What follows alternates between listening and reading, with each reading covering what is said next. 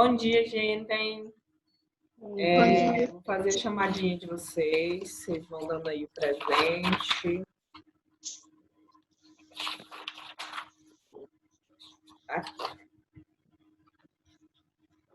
Ana Carolina.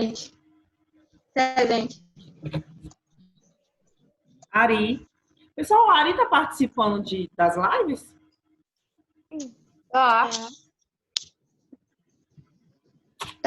No passado não veio. Ele deve estar dormindo tarde. Tá quê? Jogando, é? Deve ser. Não, ele também tá sabendo. Então não faltou minha aula também semana passada.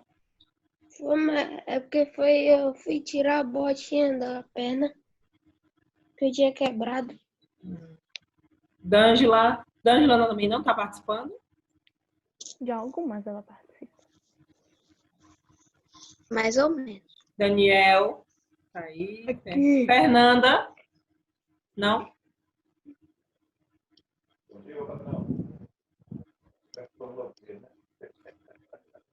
Giovana? Também não tá? Ítalo hoje tá. Jefferson? Letícia? Presente. Louise? Maria Presente. Eduarda? Samanta? Ian, por enquanto, também faltou.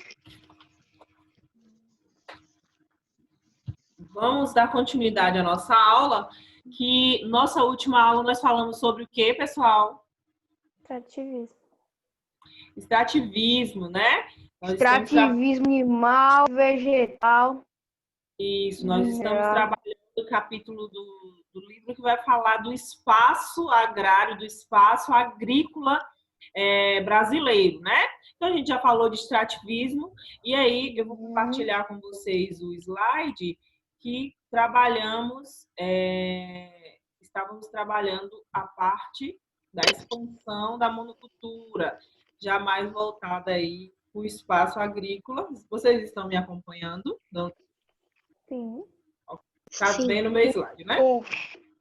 Então, falamos sobre aí o espaço agrícola, né? Já falamos tudo isso desde o início aí, como surge o espaço agrícola brasileiro, tá? Lá desde o período colonial, tá? Com quê? Qual o primeiro produto a ser cultivado em nossas terras? A cana-de-açúcar, né? E bem nesse mesmo período da cana-de-açúcar, o gado é introduzido no nosso território. Por quê? Porque ele era, pessoal, utilizado para da parte pesada, né, daquele trabalho. Ele ajudava na parte das cargas, em carregar a carga, tinha um carro de boi, a questão também do próprio engenho da cana-de-açúcar, ele é quem fazia girar o moinho, né, é o gado.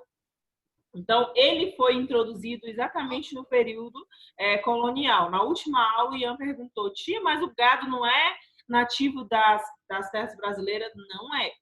Isso é importante vocês saberem. O gado foi introduzido nesse mesmo período colonial e ele é nativo aí da África e da Ásia também, da Índia e da África, tá? Então, vou logo para o slide que a gente estava. Falamos aí da parte... estamos no slide do espaço agrícola brasileiro, e foi exatamente esse slide que eu consegui concluir ele, tá? Então, a gente falou aí da diferença entre o pequeno produtor, né, que é a agricultura familiar, e o agronegócio. Qual a diferença, gente? É que ele planta as coisas deles para sua própria subsistência, a agricultura familiar.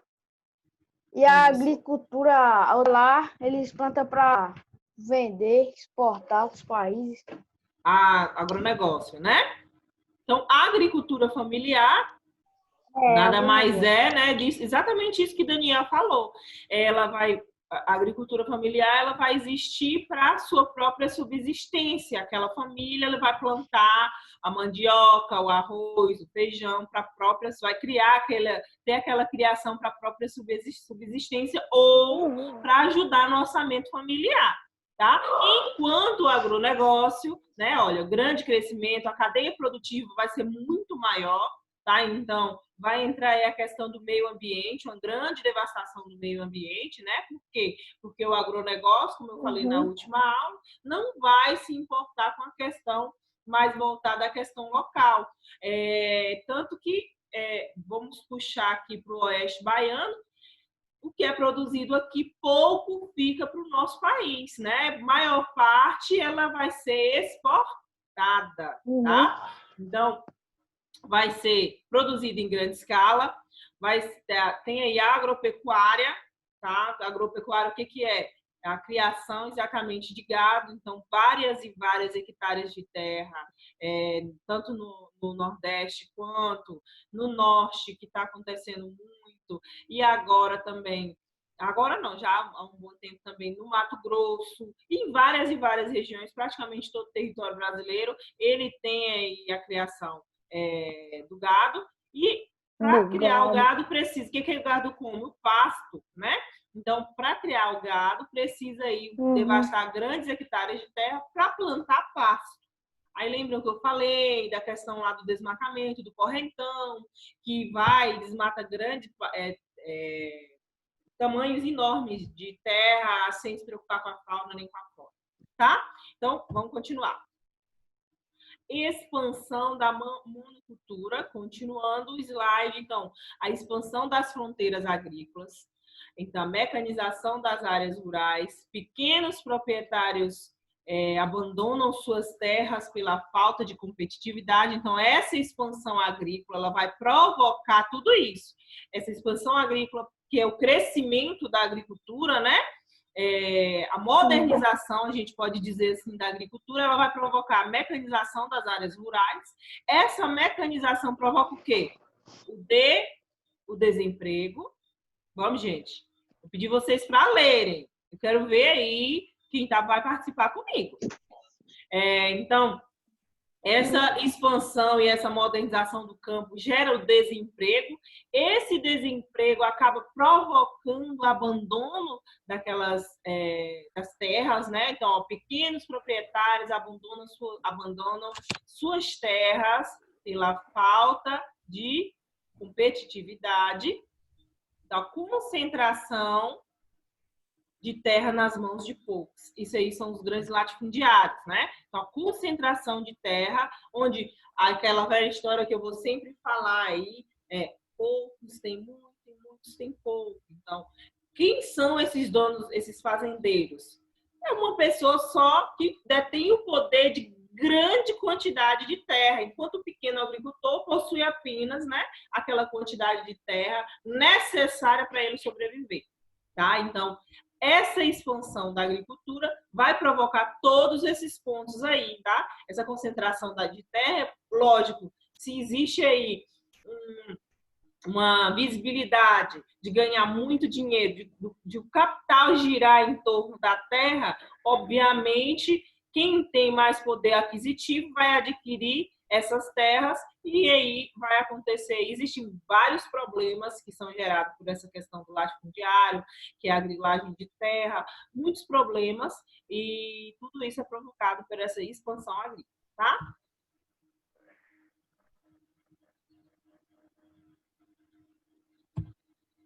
Principais produtos agrícolas no Brasil.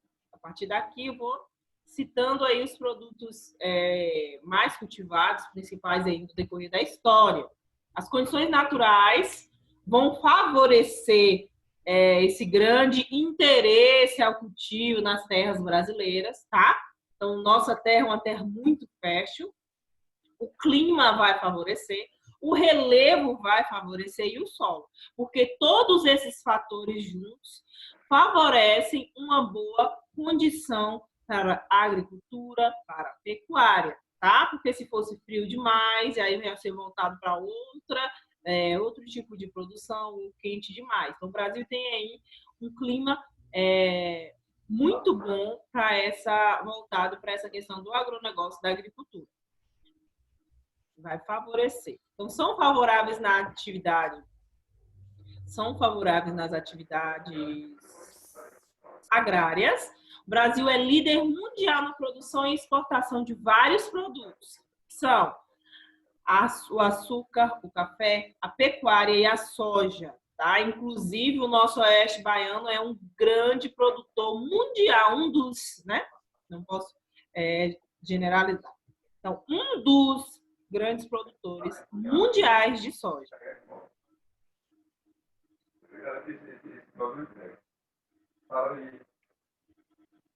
Principais produtos. Deixa eu ver aqui se tem gente querendo entrar.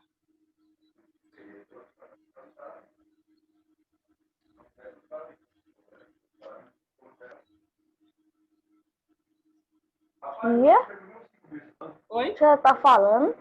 Não, não tá escutando, não? Vocês não estão me escutando, pessoal? Eu tô. Tá. Eu tô também. Só fui observar. Tá meio ruim pra mim. Você não tá me escutando, Daniel? Agora tá.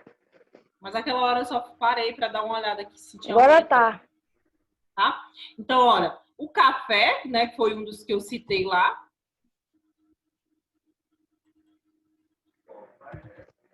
Tem aí o açúcar, primeiro, né, dos principais produtos. A cana-de-açúcar foi trazida pelos portugueses, também um produto. Todos esses produtos cultivados no Brasil são introduzidos, tá? Pelos portugueses. Esse aí, no caso, a cana-de-açúcar.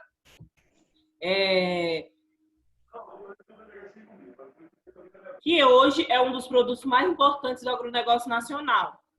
Maior e mais importante produtor mundial do açúcar e do álcool no mundo, viu, gente? Olha só a importância do Brasil. O álcool, lembrando que é também um combustível, né? Biocombustível, né? O biocombustível, combustível natural. Não é natural, não, perdão. Ele é fabricado, mas é um biocombustível. Principais produtos ou produtores do Brasil da cana-de-açúcar. Vai ser São Paulo, Paraná, Alagoas, Minas Gerais e Pernambuco. Principais ainda, o café, um dos símbolos do país, do exterior. Depois de cultivado por um século, já representava mais de 40% da exportação. O país é o maior exportador mundial para a Alemanha, os Estados Unidos, para Itália e também para o Japão.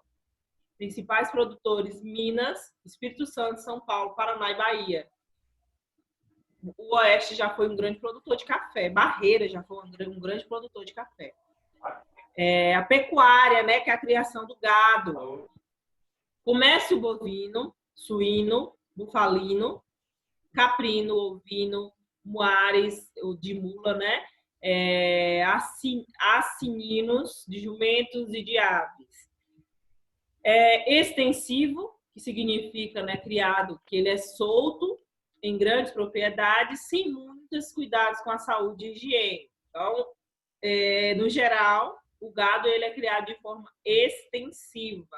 A intensiva, criado em pequenas propriedades, guardados em estábulos, com intenso cuidado, com alimentação e higiene, empregando grande número de funcionários. Isso aí é em menor quantidade. A maior parte do gado, dessa produção de criação desses animais que a gente acabou de falar, ele vai ser de forma extensiva, né? Criado solto aí em grandes propriedades, sem se preocupar com saúde, com higiene, tá? E a intensiva é aquela que tem o maior cuidado, menos utilizado no nosso país. Pecuária, maior produtor mundial de carne bovina congelada. Tá vendo? Segundo maior rebanho bovino do mundo, a primeira é na Índia. As aves. E por que a primeira é na Índia, gente? Olha, a Índia não come a carne de gado, né? Para eles são animais. Eles acham sagrado lá. Isso, são animais É. sagrados. Eles não comem a carne de Adora gado. vaca. Já contei para vocês sobre o McDonald's lá, da Índia. Já. Falei, né, semana passada?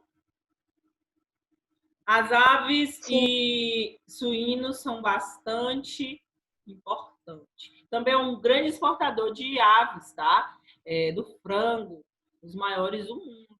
Então, inclusive, exporta muito para países asiáticos, como Japão e China.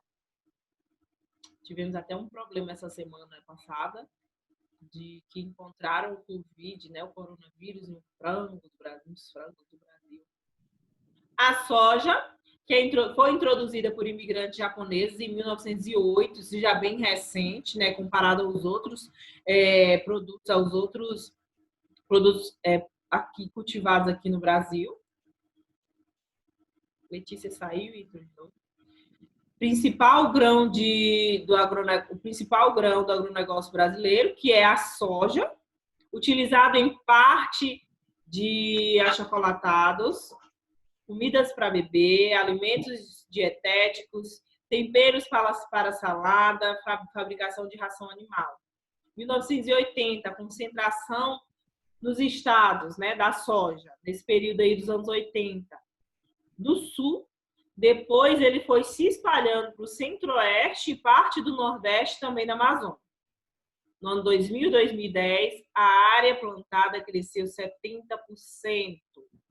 Quando eu falo que o Brasil é um grande produtor, tanto na pecuária quanto na agricultura, lembrem sempre, gente, se é tão grande, atrele isso sempre a uma grande degradação, o quê?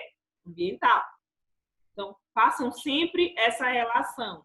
Nossa, olha, se o Brasil tem esse grande potencial, o nosso meio ambiente é devastado, né? Porque para produzir tanta coisa, tem que ter território disponível para aquilo. Tem que ter relevo, tem que ter um bom clima, então vai devastar aí grandes e grandes áreas. Inclusive, já começamos aí o período de queimadas. O Mato Grosso está tendo queimadas, problemas com queimadas já há meses, tá? E um dos responsáveis vai ser também a questão do agronegócio ou da agricultura. Bom dia, D'Ângela. Vamos ligar a câmera. Continuando a soja. O Brasil é o segundo maior produtor mundial e o primeiro é os Estados Unidos, produtor de soja, tá? Testado como fonte alternativa de combustível e de biocombustível, a soja também. Lembrando que faz óleo, tá? Aqui a Cargill, a gente tem uma fábrica de óleo aqui, que é a Cargill, aqui no Oeste. Aqui em Barreiras, na verdade, indo aqui para Luiz Eduardo Magalhães, tem aí essa fábrica. Luiz Eduardo Magalhães também tem várias fábricas que dependem do produto, né, dessa soja plantada aqui no Oeste. Principais produtores: Mato Grosso, Paraná, Rio Grande do Sul e Mato Grosso do Sul. Gente, dúvidas até aqui? Não. Ele não fica com essa interrogaçãozinha aqui do lado, que eu tô vendo na carinha de alguns. Perguntem, comentem.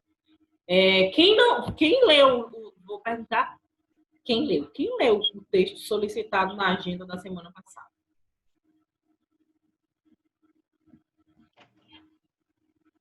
Ninguém leu, gente? Eu li. Eu li. Quem leu? Não sei se eu vou ler, não. Levante aí a mãozinha. Eu. Pronto, Samanta me procurou mesmo. Daniel é o que está comentando. Então, menos um pontinho, menos um mais para todo mundo que não leu. Porque foi solicitado, foi agendado no grupo. E foi uma atividade, é uma agenda. Então, um ok lá de atividade, pessoal. Somente ler. Não custa nada. Vamos participar, os que leram, viu, Samanta? Estrutura fundiária. Agora, vamos fazer a definição de alguns conceitos da agricultura. Então, a estrutura fundiária. Fome. A fome não é causada pela falta de alimentos e de terras para plantar, mas pelo injusto modelo agrícola e econômico. Quem comenta isso? A fome não é causada pela falta de alimentos, mas pelo injusto modelo econômico agrícola. Bora, Samanta e Daniel Pileiro e os outros também, independente, dá para comentar. Bora, gente. Fale, David. Tia, Oi, meu. eu acho que assim é porque os mais ricos que são mais favorecidos, porque eles têm maior parte de terra, essas coisas. E por conta Vai muito daquela... alimento desperdiçado, assim.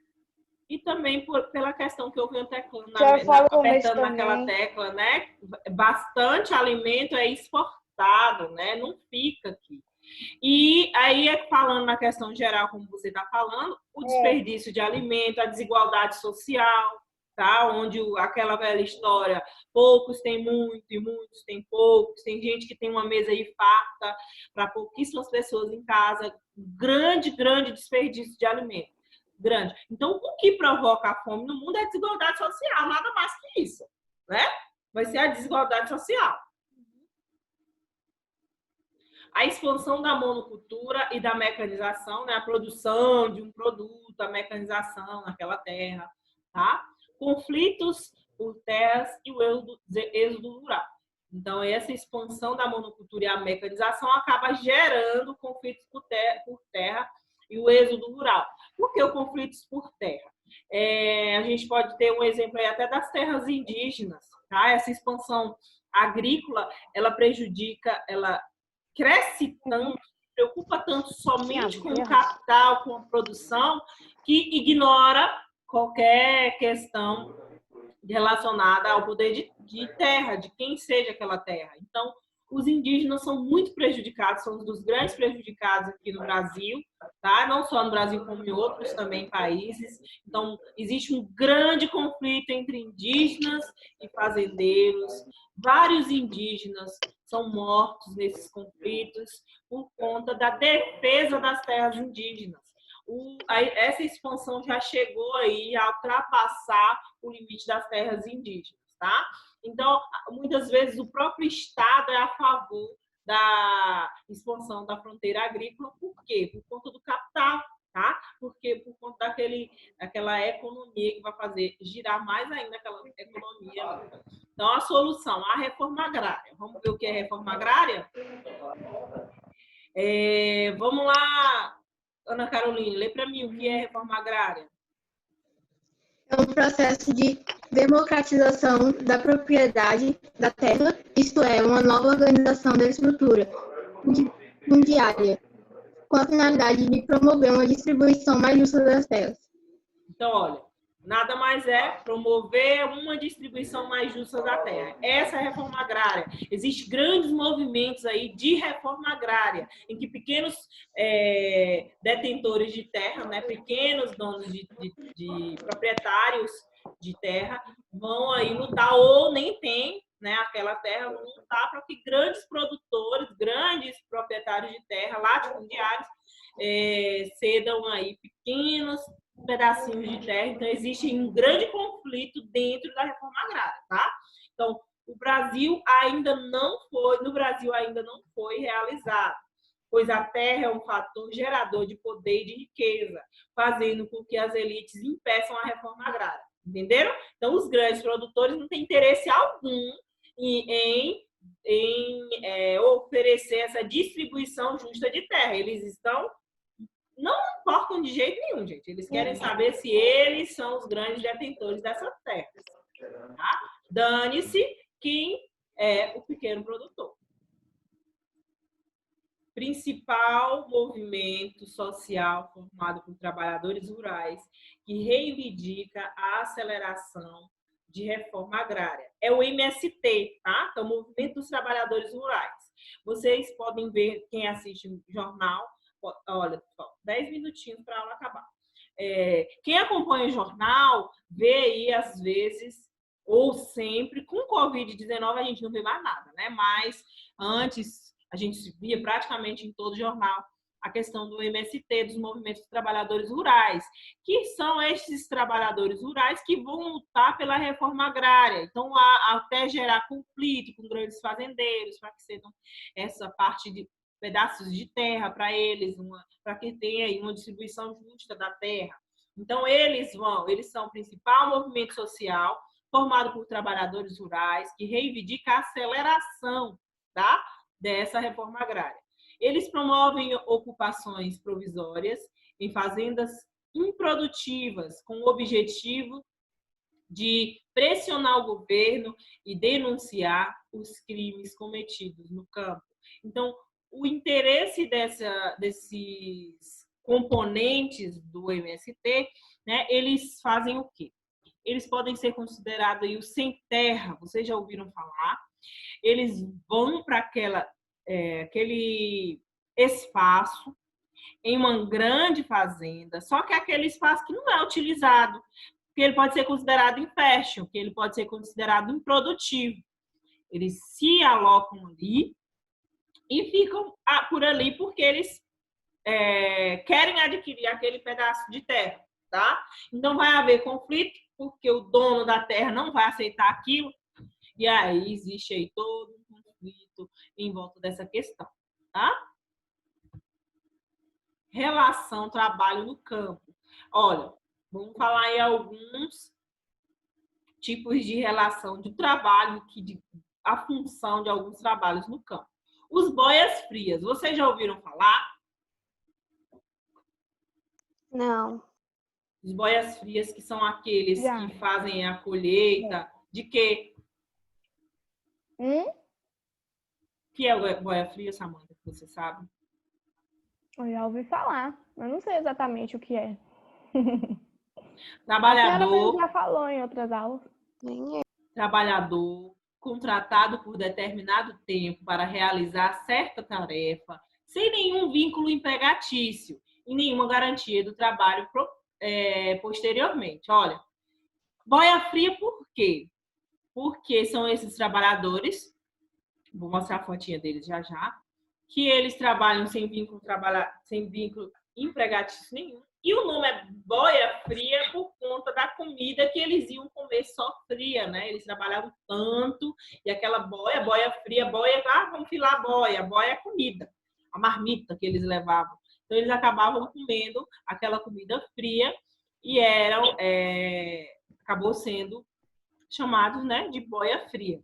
E eles são esses trabalhadores contratados sem vínculo empregatício nenhum, geralmente são definidos também em muitas fazendas como trabalho escravo, né? Esses trabalhos que não têm vínculo empregatício, carteira assinada, todos os direitos de um trabalhador, são considerados o trabalho escravo. Eu até já falei sobre isso na aula passada. Isso. O gato, existe uma pessoa que tem essa função, o nome dele é gato. É o funcionário dos latifúndios, dos grandes fazendeiros, tá? Que se encarrega de procurar e contratar essas boias frias.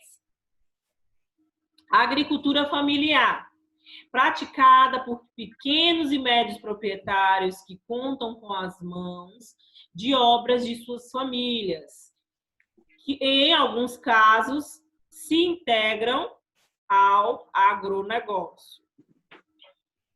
Aqui é um boia fria, a imagem de um boia fria, olha aí. Um trabalho muito pesado. Existem documentários no YouTube falando sobre os boias frias, sobre todo esse sofrimento, essa questão do trabalho escravo aqui no Brasil, que ainda é muito forte. Arrendamento da terra. O que é o arrendamento da terra? É quando o dono da terra aluga aquela terra, na qual quem alugou fica responsável por todos os processos da terra, pagando o aluguel em dinheiro com a venda da safra. Então, olha, eu aluguei a fazenda do Corita. Eu vou ter que fazer toda a parte produtiva, tudo como se eu fosse o dono, mas eu tenho que pagar o X valor para o dono, tá? Porque é o aluguel, eu apenas aluguei. Então, é o arrendamento. Arrendar qualquer estabelecimento, fazenda, ou pedaço de terra, você faz toda a parte produtiva, o lucro é seu, a safra é tua, mas o valor X combinado para aluguel você tem que pagar. Parceria, quando o arrendamento se dá pela divisão de parte da propriedade, meio a meio, gente. Meio significa, tá? Ou por parte de outra percentagem acordada previamente. Então, meio, olha, você tem a terra, eu vou plantar aí. Então, eu vou plantar na sua terra e nós ficamos com meio a meio do lucro. O que é o lucro? Né? A colheita. Então, eu colhi 100 sacas de feijão. Então, é 50 meu e 50 do dono da terra. Entenderam? Então, vai ser os meios. Parceria. Os poceiros. Indivíduos que invadem e tomam posse de terra particulares considerados improdutivas, sem possuir o título de propriedade. Esses são os poceiros. Tomam posse da terra, tá? De determinado espaço ali da terra. Os grileiros são invasores de terras financiadas por indústrias políticos ou empresários, tomam posse de terra pública e apresentam falsas escrituras. Então, olha, são grileiros por quê? O que eles fazem? Eles falsificam os documentos de determinadas terras, né? Pode ser terra pública, pode ser terra de alguém, eles falsificam, chamaram assim porque colocavam em gavetas com grilos, os grilos faziam ali aquele serviço de envelhecer aquele papel, aquele documento, e eles utilizavam para dizer que era deles. Então, são os grileiros. E aqui eu trouxe uma tabela que mostra aí o ranking, né? Os 10 estados brasileiros com os maiores rebanhos bovinos do Brasil. Aí temos aí o Mato Grosso, o Goiás, Mato Grosso do Sul, Minas Gerais, Pará, Rondônia, Rio Grande do Sul, São Paulo, Bahia, Paraná. São os maiores produtores, né, de carne bovina de rebanho no Brasil. A Bahia vai corresponder aí a crescimento do rebanho nos últimos 10 anos. Na Bahia, menos 12,23%. Lá no Mato Grosso, 16,26%. É muita coisa. Participação do rebanho no estado total do Brasil. Olha aí. E a quantidade, o quantitativo do rebanho. Isso aí em 2018. Provavelmente o número agora é bem maior. E eu vou passar aí a agenda para vocês, que eu preciso que vocês agendem agora. Atividade. Prestem atenção.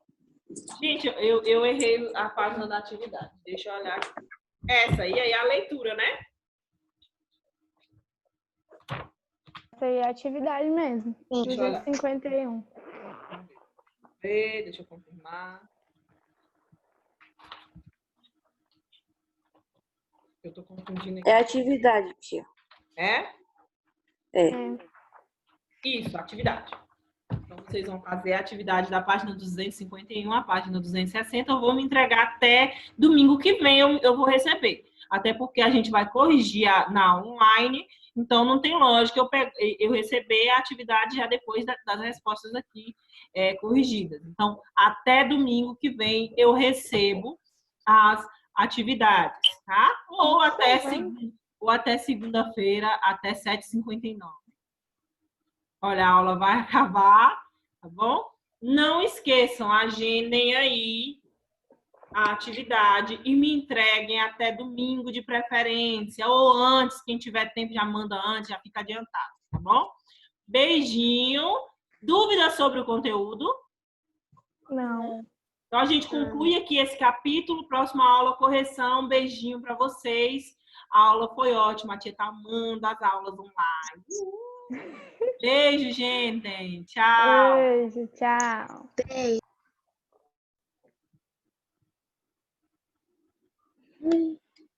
Beijo. Felicidade. Pode sair? Pode. A aula já vai acabar. Falta um minutinho.